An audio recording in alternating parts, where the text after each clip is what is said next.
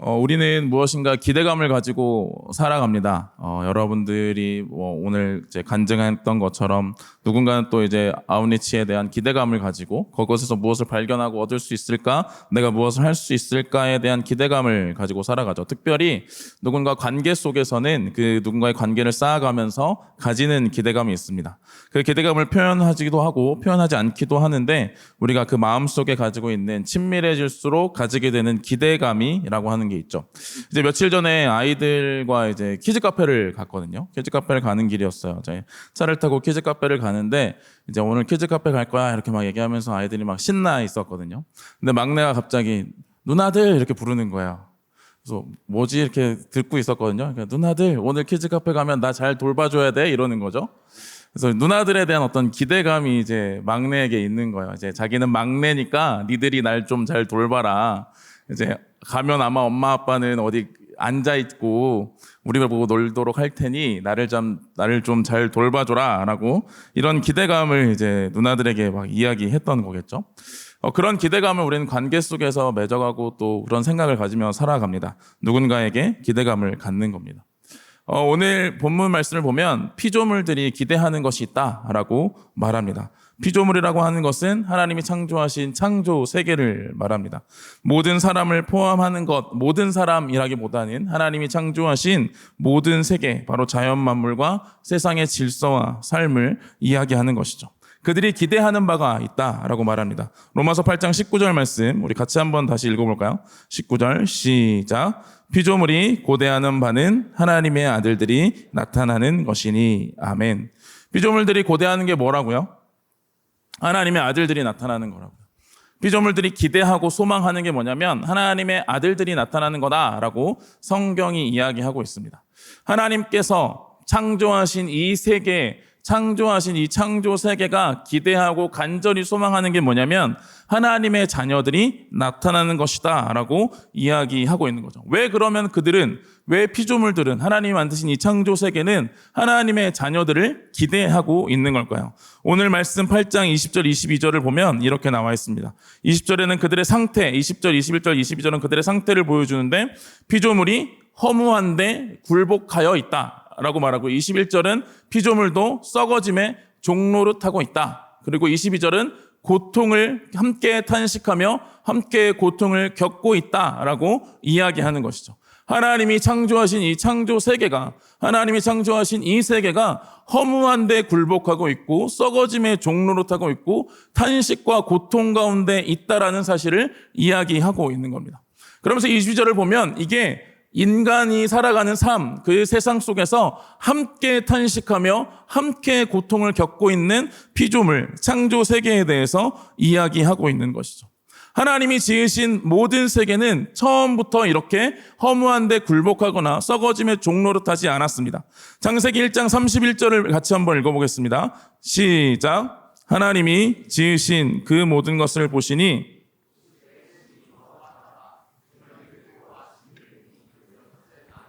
아멘. 하나님이 보시기에 어땠다고요? 지으신 모든 것이? 보시기에 심히 좋았다라고 이야기하고 있습니다. 하나님이 처음 창조할 때 창조 세계는 어디에도 굴복되어 있는 것이 아니라 허무한 상태가 아니라 종노릇하고 있는 상태가 아니라 탄식하며 고통하고 있는 상태가 아니라 하나님이 보시기에 만든 이가 보시기에 참 좋았던 심히 좋았던 선했던 것이 하나님의 창조 세계였던 것이죠. 그런데 이 창조 세계가 허무한데 굴복하게 되고 썩어짐의 종노릇하게 되고 함께 탄식하며 고통하게 된 이유가 있습니다. 바로 인간의 죄악 때문이죠. 인간의 죄로 인해서 하나님께서는 땅을 저주하십니다. 창세기 3장 17절 말씀에 이렇게 말하는데 아담에게 이르시되 내가 내 아내의 말을 듣고 내가 내게 먹지 말라 한 나무의 열매를 먹었은즉 땅은 너로 말미암아 저주를 받고 너는 내 평생에 수고하여야 그 소산을 먹으리라. 아멘.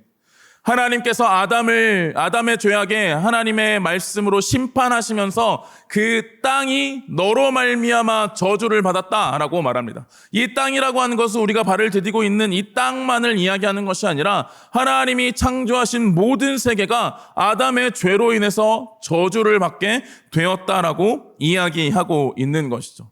하나님은 인간의 죄, 모든 인류, 하나님이 창조하신 모든 세계의 대표자였던 아담이 범죄함으로 말미암아 그 아담의 범죄 때문에 땅을 저주하시는 모습을 보여주게 되는 겁니다.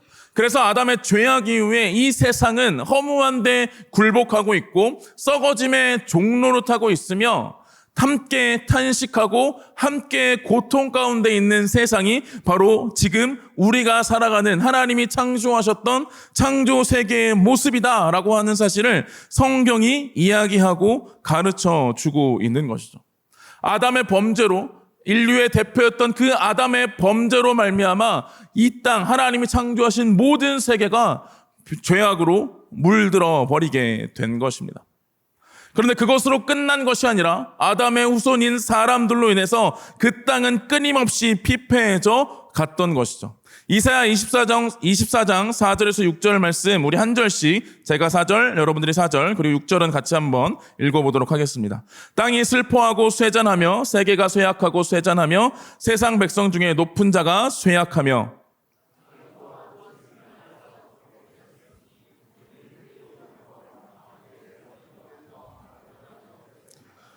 같이 읽겠습니다. 그러므로 저주가 땅을 삼켰고 그 중에 사는 자들이 정죄함을 당하였고 땅의 주민이 불타서 남은 자가 적도다. 아멘. 이사야 24장 5절 말씀 보면 이렇게 말합니다. 그 주민 아래 더럽혀졌다. 땅이 그 주민 아래 더럽혀졌는데 이는 그들이 율법을 범하고 율례를 어겼고 언약을 깨뜨렸기 때문이다 라고 이야기하고 있는 것이죠. 하나님의 언약을 깨뜨린 모습, 하나님의 약속을 하나님의 율법을 어김으로 말미암아 그 어긴 것이 자신들의 죄에 대한 결과로 찾아오는 것뿐만 아니라 그들이 따라 살아가는 땅, 그들이 살아가는 세상도 더럽혀졌다라고 성경은 이야기하고 있는 것이죠. 아담의 죄로 인하여 땅은 인간을 삼키고 인간은 땅을 잘 다스리는 것이 아니라 자신들의 욕망을 위해 착취하고 그 자신만을 위해서 사용하려 했던 이 창조 세계가 사람으로 인해서 아담으로 인하여 시작된 그 사람으로 인해서 피폐해지고 죄악되고 허무한 데 굴복하며 썩어짐의 종로로 타고 함께 탄식하고 함께 고통을 겪는 세상이 되었다라고 하는 것을 성경은 이야기하고 있는 것이죠. 그런 피조물들, 그런 세상, 하나님이 창조하신 이 세상이 기대하고 고대하는 게 있다라는 겁니다. 무엇이라고요? 피조물이 고대하는 바가 하나님의 자녀들이 나타나는 것이라는 겁니다. 하나님의 아들들이 나타나는 것이라는 거죠. 그러면 그 하나님의 아들들은 누군가? 로마서 8장 14절 16절 말씀은 이렇게 말합니다. 무릇 하나님의 영으로 인도함을 받는 사람은 곧 하나님의 아들이라. 너희는 다시 무서워하는 종의 영을 받지 아니하고 양자의 영을 받았으므로 우리가 아빠 아버지라고 부르시느니라. 성령이 친히 우리의 영과 더불어 우리가 하나님의 자녀인 것을 증언하시나니. 아멘. 누가 하나님의 자녀라고요? 누가 하나님의 아들입니까? 하나님의 영으로 인도함을 받은 사람, 성령을 받은 사람, 성령을 통해 예수 그리스도를 말미암아 하나님을 뭐라고 부르는 사람이요? 아빠, 아버지라 부르는 사람, 그 사람, 바로 그들이 우리가 바로 하나님의 자녀인 것을 증언하고 있다라고 말하고 있는 것이죠. 세상은 그러면 하나님의 창조 세계는 허무한 데 굴복하고 있고 썩어짐의 종로로 타고 있고 탄식하며 고통받고 있는 그 세상은 지금 누구를 기다리고 있을까요? 모르시는 거예요? 대답을 하기 싫으신 거예요? 누구를 기다리고 있죠? 저와 여러분들을 기다리고 있다는 겁니다. 세상이 지금 하나님의 자녀들을 고대하며 간절히 기다리고 있다라고 하는 것이죠. 우리는 세상이 죄악된 세상이라고 말합니다. 맞습니다. 죄가 들어와서 악한 세상 가운데 모습을 살아가고 있죠. 그 악의 지배, 죄의 지배 가운데 있는 이 세상이 간절히 기대하고 있는 것이 무엇이냐면 하나님의 자녀들이 세상 가운데 나타나는 것을 기대하고 소망하며 간절히 고대하고 있다라고 성경은 말씀하고 있다라는 거죠. 악한 세상이 우리를 덮치려 하고 우리를 무너뜨리려 하고 우리를 두렵게 하는 것을 넘어서서 그 깊은 속에서는 하나님의 자녀들이 돌아와 그들을 변화시켜 주기를, 그들이 변화될 수 있기를 기대하고 고대하고 있다는 겁니다. 그들이 하나님의 자녀들이 나타나 기대하고 고대하는 것은 무엇이냐면 8장 21절 말씀에 이렇게 말합니다. 그 바라는 것은 피조물도 썩어짐의 종로로 탄 데서 해방되어 하나님의 자녀들의 영광의 자유에 이르는 것이니라. 아멘. 바로 예수 그리스도를 믿음으로 하나님의 자녀가 된 자들이 누리는 평안과 자유를 누리기를, 세상이 누리기를 소망하고 있다는 것이죠. 그래서 하나님의 자녀들을 기다리고 고대하고 있다는 겁니다. 하나님께서는 구약의 말씀을 통해서, 율법을 통해서 이미 그것을 이스라엘 백성들에게 가르쳐 주셨습니다. 레위기 25장 4절에서 5절 말씀 보면 안식일에 관한 규례가 나옵니다. 안식년에 관한 규례가 나오는데 7째 해에는 그 땅이 쉬어 안식하게 할지니 라고 말하고 5절 말씀 보면 땅의 안식년임이라 라고 말합니다. 하나님이 7년째에는 이스라엘 백성들에게 그 땅에서 아무것도 거두지 말라고 하셨습니다. 그 땅을 위해서 무엇인가 수고하고 노력해서 열매를 걷어내는 일을 하지 말라고 하셨어요. 그것은 하나님이 그들을 먹이신다는 것, 하나님이 그들을 채우신다는 것을 그들에게 알게 하시기 위한 것뿐만 아니라 그들을 통해서, 하나님의 백성을 통해서 그 땅이 안식을 누리는 것이 무엇인지를 세상 가운데, 다른 이방 민족들 가운데 보여주기를 원하셨던 겁니다. 땅의 저주를 받음으로 땅이 그 가운데 괴로움과 고통과 탄식 가운데 있는 그 땅을 하나님의 자녀들이 안식하게 함으로 그곳에서 무엇인가를 얻어내고 열매를 얻어내서 내 입과 내 배를 채우기 위하여 착취하는 그 땅의 대상이 아니라 하나님이 창조하신 세계, 하나님의 존귀한 창조 피조물이라는 사실을 그들에게 보여주시기 위하여 하나님의 백성들에게 7년째에는 안식하여 아무것도 거두지 말라 말씀하셨던 겁니다. 그런데 이스라엘은 그것을 순종하지 않았습니다. 그래서 바벨론에 70년의 포로 생활을 하는데 그 70년의 포로 생활을 한 것에 대해서 역대하는 이렇게 기록합니다. 역대하 36장 21절 말씀 같이 한번 읽어보겠습니다. 시작. 이에 토지가 황폐하여 땅이 안식년을 누림같이 안식하여 70년을 지냈으니 여호와께서 예레미야 입으로 하신 말씀이 이루어졌더라. 아멘. 이스라엘이 어디에 멸망했죠? 남유다가 바벨론에 멸망했죠. 그리고 70년의 포로 생활을 합니다. 그리고 그 70년의 포로 생활을 한 것을 역대하 기자는 뭐라고 평가하냐면 토지가 황폐하여 됐던 그 땅이 뭘 했다고요? 안식했다고요. 이스라엘 백성들은 그곳에서 끊임없이 자신들의 삶과 자신들의 먹을 것을 위해 그 땅을 착취했습니다. 하나님이 7년에 한 번씩 쉬라는 것을 지키지 않았던 것이죠. 그래서 70년을 안식하게 하셨다라고 성경이 기록하고 있다라는 거죠. 우리가 살아가는 이 세상은 우리가 그리스도인으로, 기독교인으로 성경의 관점을 보고 바라봐야 합니다. 세상이 악해 보이죠? 맞습니다. 세상이 악합니다. 세상에 죄가 가득합니다. 우리가 살아가는 삶의 현장에 수없이 많은 죄들이 도사리고 있습니다. 그래서 우리를 무너뜨리려고 하고 넘어뜨리려고 하고 우리를 유혹하고 끊임없이 우리를 죄 가운데 빠지게 하는 세상이기도 합니다. 그런데 우리가 바라봐야 하는 것은 그 면만을 이야기하지 않는다는 것이죠. 왜냐하면 그곳, 우리가 살아가는 세상, 우리가 살아가는 모든 삶의 현장, 바로 하나님이 창조하셨던 창조 세계였다는 사실을 우리는 기억해야 한다는 겁니다.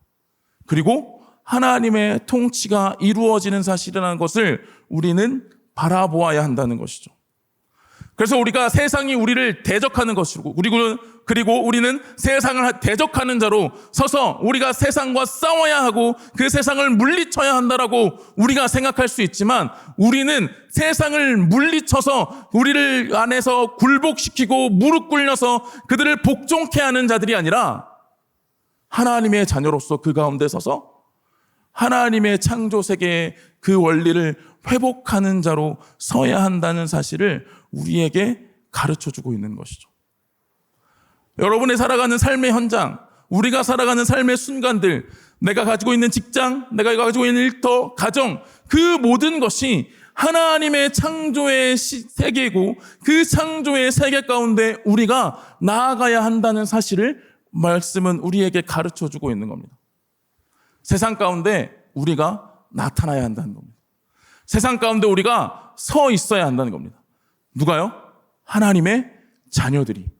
하나님의 자녀들이 이 썩어짐에 굴복하여서 죄가 아니면 살아갈 수 없을 것처럼 살아가는 이 세상, 악으로 가득하여 둘러싸여 있는 이 세상, 그러나 그들의 간절한 고백은, 그들의 간절한 마음은 하나님의 자녀들이 나타나서 하나님의 영광을 회복시켜 주기를 원하고 있다는 사실을 우리는 바라보아야 한다는 것이죠.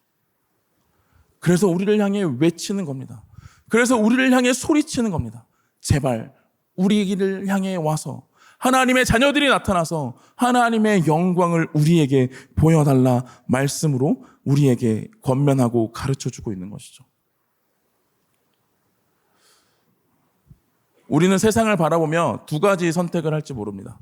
하나는 세상이 너무 악하니까 벽을 쌓고 세상과는 완전히 다른 존재로서 나는 살아가겠다. 나는 세상에 물들지 않아야 되니까 세상과는 완전히 거리를 두고 전혀 다른 존재로 살아가겠다. 세상과 벽을 치고 살아가겠다. 그렇게 선택할지도 모릅니다. 또 한 가지 선택은 세상의 악함을 내가 이길 수 없으니까, 세상이 당연히 악한 거니까, 언제나 악한 거니까, 영원히 악한 거니까 그저 그 가운데 나도 적당히 살아가면 되겠지라고 생각할 수 있습니다. 그런데 성경이 그리스도인들을 향해, 성도들을 향해, 하나님의 자녀들을 향해 말씀하는 것은 무엇이냐면, 하나님의 자녀로서 그곳에서 서서 하나님의 자녀로서 그곳에서 하나님을 아버지라 부르는 자의 모습을 드러내며 살아가는 자들을 우리 가운데 세우셨음을 이야기하며, 우리를 통해 그 자리를 하나님이 창조하셨던 창조의 세계로 회복하신다는 것을 우리에게 가르쳐주고 계시는 것이죠. 그래서 벽을 치고 살아가는 것도, 융화되어 살아가는 것도 아닌 하나님의 자녀로서의 정체성을 가지고 그 가운데 살아갈 때 하나님은 우리를 통해 그곳에 하나님의 역사를, 하나님의 회복하심의 역사를, 우리를 죄에서 구원하셨듯이 그 악에서 그 세상을 구원하실 것임을 성경을 통해 우리에게 가르쳐주고 있는 겁니다. 시간이 많이 지나서 말씀을 여기서 맺겠습니다. 아우니치를 가서 고백했던 우리 귀한 간증을 한 지체들이 있습니다. 그들의 모든 고백이 그것이었죠. 우리는 그저 하나님의 부르심에 의해 갔을 뿐, 그곳에서 일을 하시는 분은 하나님이셨다는 겁니다. 세상도 마찬가지입니다. 우리를 노록도로 양산으로 부르신 그 부르심은 지금 우리가 살아가는 삶의 현장에서도 동일하게 여러분들을 향한 부르심으로 서 있다라는 사실입니다. 하나님은 그 자리에서 여러분들이 하나님의 자녀로 서 있기를 원하고 계십니다. 하나님의 자녀로 서서, 하나님의 자녀로서 그 땅에 하나님의 역사가 나타나는 통로가 되기를 원하시고 계신다는 겁니다. 이 말씀은 여러분들이 서 있는 그 자리에 가서 이제 내가 선을 베풀어야지, 내가 무엇을 해낼까, 내가 그곳에서 뭘 가서 해낼까, 내가 가서 어떤 전도를 할까, 내가 누구를 전도할까, 내 직장의 동료들을 내가 다 100% 전도시키겠다, 이런 것을 다짐하라고 말씀하시는 것이 아닙니다. 여러분들은 그저 하나님의 부르심을 받은 하나님의 자녀이니 하나님을 아버지라 부르며 그 자리에 있으라 말씀하고 계시는 겁니다. 피조물이 보대하는 바는 하나님의 자녀들이 나타나서 우리를 갈아엎어 주기를 원하는 게 아닙니다. 그들을 갈아엎어 주기를 원하는 게 아닙니다. 피조물이 고대하는 바는 하나님의 자녀들이 그저 그 자리에 나타나는 것입니다. 우리가 세상을 악하다고, 세상은 악한 것이라고 외면하고 살아간다면 우리는 하나님이 창조하신 이 피조 세계를, 하나님이 창조하신 창조 세계를 외면하며 살아가는 것이죠. 하나님이 창조하시지 않은 것이 없습니다. 그 창조는 하나님께서 하나님의 자녀들을 통해 회복하실 것임을 가르쳐주고 있는 것이죠. 바로 예수 그리스도를 믿어 하나님을 아버지라 부르는 저와 여러분들을 통해 이 세상을 하나님의 나라와 하나님의 영광으로 바꿔가기를 하나님은 원하고 계신다는 겁니다. 우리는 그저 그 자리에 내가 누구인지를 알고 서 있으면 됩니다. 여러분들의 직장에서, 여러분들의 삶의 터전에서, 여러분들과 만나는 그 사람들과의 관계 속에서, 여러분들이 살아가는 그 모든 세상 속에서 우리는 내가 하나님의 존귀한 자녀이며 하나님이 나를 통해 일하시는 하나님의 백성이라는 사실을 기억하며 하나님을 찬양하는 자로 그 자리에 서 있기를 하나님은 요청하고 계시는 겁니다. 그럴 때 내 삶의 터전이 변화될 것입니다. 내 삶의 직장과 환경들이 하나님의 나라와 하나님의 영광으로 바뀌어질 겁니다. 양산을 이제 내일 모레 저는 한 번 더 가려고 합니다. 십자가가 세워질 때, 십자가가 세워지는 그 나무 자를 때 저는 이제 촬영밖에 안 해가지고 한 건 없지만 그 나무를 자르는 장면을 보고 십자가가 세워지는 게 보고 싶어서 내일 모레 이제 양산에 한 번 더 갈 때, 기도원 선교팀이 갈 때 같이 가기로 했습니다. 근데 그 선교사님의 삶을, 선교사님의 모습을 보면서 느낀 게 있습니다. 선교사님은 그 자리에 그저 하나님을 찬양하고 계셨습니다. 대단한 것을 하신 게 아닙니다. 그저 선교사님의 고백은 그거였습니다. 그 자리에서 붙들어서 하나님을 예배하고 하나님을 찬양하고 하나님께 기도했더니 그곳에 하나님께서 십자가를 세우셨다는 겁니다. 그들의 마음을 바꾸고 그들의 삶을 바꾸고 핍박하던 자들이 돌아와 하나님께 예배하는 자가 되게 하셨던 것은 모두 하나님이 하셨고 그 선교사님은 그저 그 자리에서 하나님의 자녀로서 하나님을 예배하는 것뿐이다라고 이야기하셨던 고백을 기억합니다. 사랑하는 동광의 청년 여러분, 우리가 그런 자들입니다. 우리가 세상에 나가서 그런 자들로 서야 합니다. 하나님이 여러분들에게 대단한 것을 이루라고 말씀하시는 것이 아닙니다. 저에게도 그런 말씀을 하시지 않으십니다. 오늘 설교를 통해 청년부를 다 뒤집어 엎어라 막. 불가능한 얘기죠. 저한테 그런 말씀하지 않으세요. 설교의 자리에 서게 할 때마다 하나님이 저에게 기억하시게 하는 건 오늘도 넌 하나님의 자녀로 그곳에 서 있는 것이다 라고 하는 것을 기억하게 하십니다. 우리 귀한 청년 지체들이, 우리 청년부 지체들이 여러분의 삶의 현장에서 하나님의 자녀로 나타나기를 소망합니다. 그래서 여러분들을 통해 하나님의 일하심의 역사가 드러나기를 소망합니다. 세상이 아무리 악해 보여도, 세상이 아무리 대단해 보여도, 대단한 악으로 우리를 덮칠 것 같아 보여도 그들의 깊은 곳에는 하나님의 자녀들을 고대하고 기다리는 마음이 있음을 우리는 말씀을 통해 확신하며 우리의 삶의 현장으로 나아가는 저와 여러분이 되기를 간절히 소망합니다.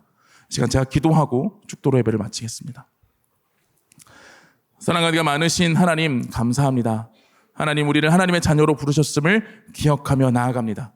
우리가 매 순간 살아가는 삶의 현장과 삶의 상황들이 우리를 아무리 우겨싸고 있고 우리를 아무리 괴롭게 하고 있고 그 능력과 그 힘이 아무리 커 보여도 그 마음 가운데, 그 중심 가운데 하나님의 자녀들을 기다리고 있다는 사실을 말씀을 통해 기억하며 담대히 나아가기를 소망합니다. 하나님, 하나님과 함께 하나님의 자녀로서 예수 그리스도의 복음을 가지고 우리가 살아가는 학교와 가정과 직장과 수없이 많은 사람들을 만나는 삶의 모든 순간들에 내가 하나님의 자녀로 서 있기를 간절히 소망합니다. 우리가 하나님의 자녀로 설 때, 우리가 하나님의 자녀로 그곳에 있을 때 하나님 역사하셔서 우리를 통해 하나님의 나라를 이루시며 하나님의 영광을 나타내시며 하나님의 역사를 드러내 주시옵소서. 주 예수 그리스도의 은혜와 하나님의 사랑과 성령님의 교통하심이 하나님의 자녀로서 이 땅 가운데 살아가며 담대하게 그 자리에 서서 하나님의 자녀로서 삶을, 그 정체성을 선포하기를 소망하는 우리 동광교회 모든 청년 지체들의 삶 가운데, 이 예배에 참여하는 모든 성도들의 삶 가운데 영원히 함께 계시기를 간절히 축원하옵나이다. 아멘.